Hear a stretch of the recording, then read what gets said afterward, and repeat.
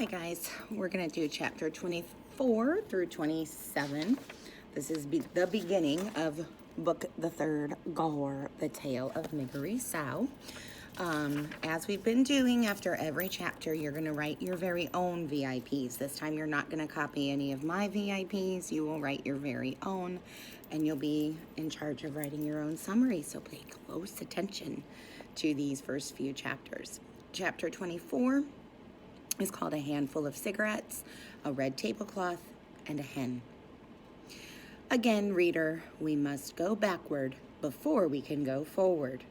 With that said, here begins a short history of the life and times of Miggery Sow, a girl born into this world many years before the mouse Despereaux and the rat Chiaroscuro. A girl born far from the castle. A girl named for her father's favorite prize-winning pig. Miggery Sow was 6 years old when her mother, holding on to Mig's hand and staring directly into Mig's eyes, died. "Ma," said Mig, "Ma, couldn't you stay here with me?" "Oh," said her mother, "who is that? Who is that holding my hand?" "It's me, Ma, Miggery Sow." "Ah, child, let me go." "But I want you to stay here," said Mig, wiping first at her runny nose and then at her runny eyes. "You want," said her mother. "Yes," said Mig, "I want." "Ah, child, and what does it matter what you are wantin'?" said her mother. She squeezed Mig's hand once, twice, and then she died, leaving Mig alone with her father, who, on a market day in spring, soon after his wife's death, sold his daughter into service for a handful of cigarettes, a red tablecloth, and a hen. "Papa," said Mig, when her father was walking away from her with the hen in his arms, a cigarette in his mouth, and the red tablecloth draped across his shoulders like a cape. "Go on, Mig," he said. "You belong to that man now." "But I don't want to, Papa," she said. "I want to go with you."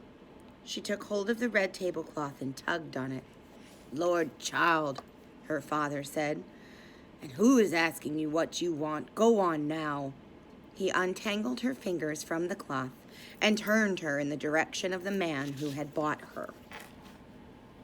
Mig watched her father walk away, the red tablecloth billowing out behind him.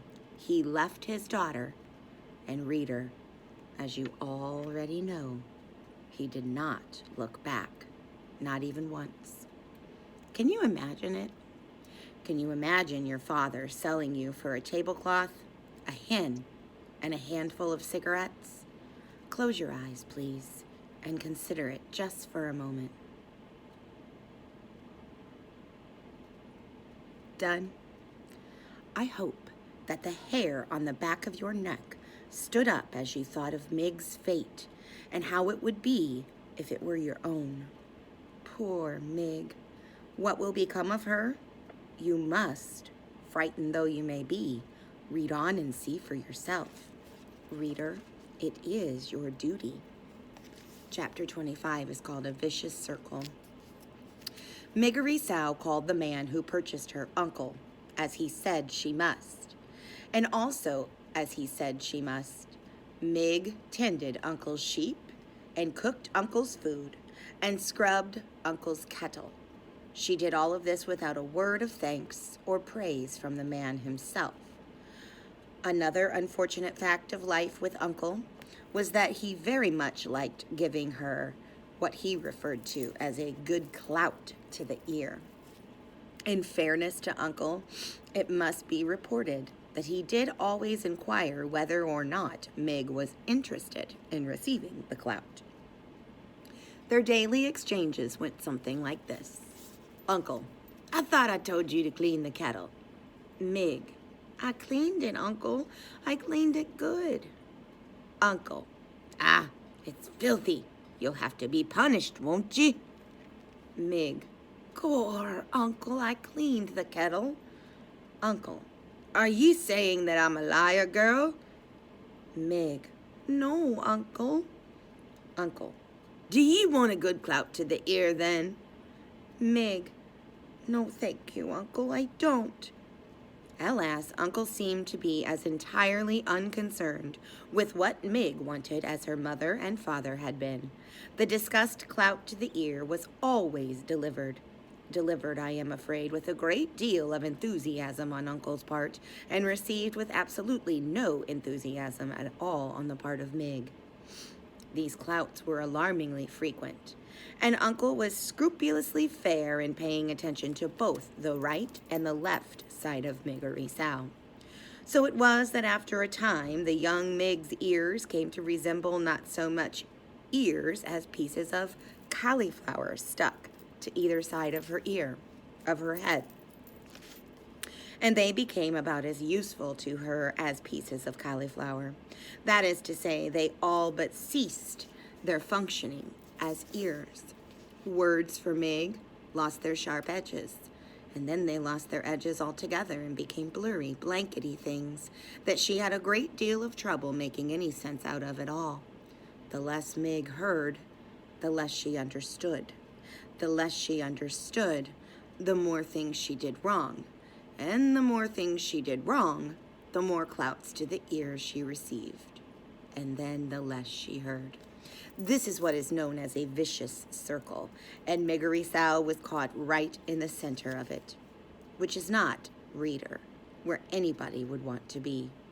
But then, as you know, what Miggery Sow wanted had never been of much concern to anyone. Poor Mig. Chapter 26 is called Royalty.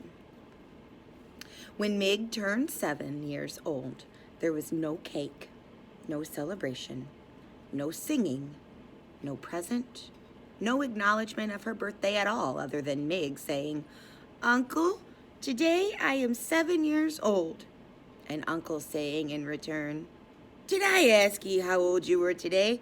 Get out of my face before I give ye a good clout to the ear." A few hours after receiving her birthday clout to the ear, Mig was out in the field with Uncle's sheep when she saw something glittery and glowing on the horizon. She thought for a moment that it was the sun, but she turned and saw that the sun was in the west where it should be, sinking to join the earth. This thing that shone so brightly was something else.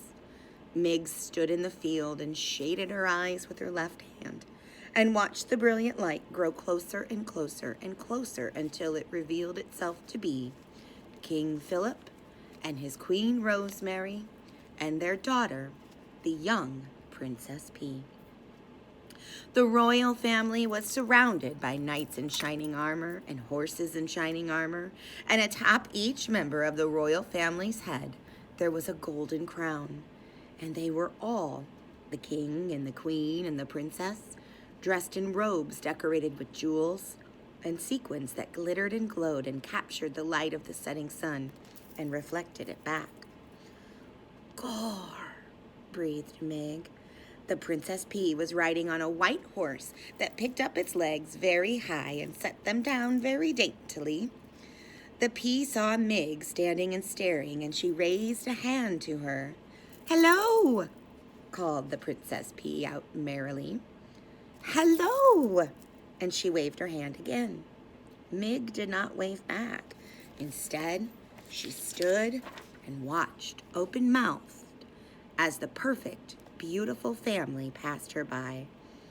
"Papa," called the princess to the king, "what is wrong with the girl? She will not wave to me." "Never mind," said the king. "It is of no consequence, my dear." "But I am a princess, and I wave to her. She should wave back." Mig, for her part, continued to stare. Looking at the royal family had awakened some deep and slumbering need in her.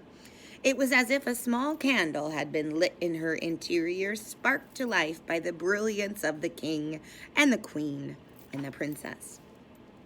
For the first time in her life, reader, Mig hoped. And hope is like love, a ridiculous, wonderful, powerful thing. Mig tried to name this strange emotion. She put a hand up to touch one of her aching ears, and she realized that the feeling she was experiencing, the hope blooming inside of her, felt exactly the opposite of a good clout to the ear. She smiled and took her hand away from her ear. She waved to the princess. "Today is my birthday," Mig called out. But the king and the queen and the princess were by now, too far away to hear her. "Today," shouted Mig, "I am 7 years old." Chapter 27 is called A Wish. That night, in the small dark hut that she shared with Uncle and the sheep, Mig tried to speak of what she had seen. "Uncle," she said, "I saw some human stars today." "How's that?" "I saw them all glittering and glowing, and there was a little princess wearing her own crown and riding on a little white tippy-toed horse." "What are ye talking about?" said Uncle. "I saw a king and a queen and an itty-bitty princess," shouted Mig. "So?" shouted Uncle back. "I would like," said Mig shyly. "I wish to be one of them princesses." "Ha!" laughed Uncle. "Ha ha! A ugly, dumb thing like you? You ain't even worth the enormous lot I paid for you. Don't I wish every night that I had back that good hen and that red tablecloth in place of you?" He did not wait for Mig to guess the answer to this question. "I do," he said. "I wish it every night. That tablecloth was the color of blood. That hen could lay eggs like nobody's business." "I want to be a princess," said Mig. "I want to wear a crown." "Ha, crown!" Uncle laughed. "She wants to wear a crown." He laughed harder. He took the empty kettle and put it atop his head. "Look at me," he said. "I'm a king, see my crown? I'm a king just like I always wanted to be. I'm a king because I want to be one." He danced around the hut with the kettle on his head. He laughed until he cried. And then he stopped dancing and took the kettle from his head and looked at Mig and said, "Do you want a good clout to the ear for such nonsense?" "Oh, thank you, Uncle," said Mig. But she got one anyway. "Look here," said Uncle after the clout had been delivered. "We will hear no more talk of princesses. Besides, whoever asked you what you wanted in this world, girl?" Well, the answer to that question, reader, as you well know, was absolutely no one. All right, make sure you have a VIP for each one of those chapters, and you can certainly add some things to your character slides about Uncle and Miggery Sow. See you next time.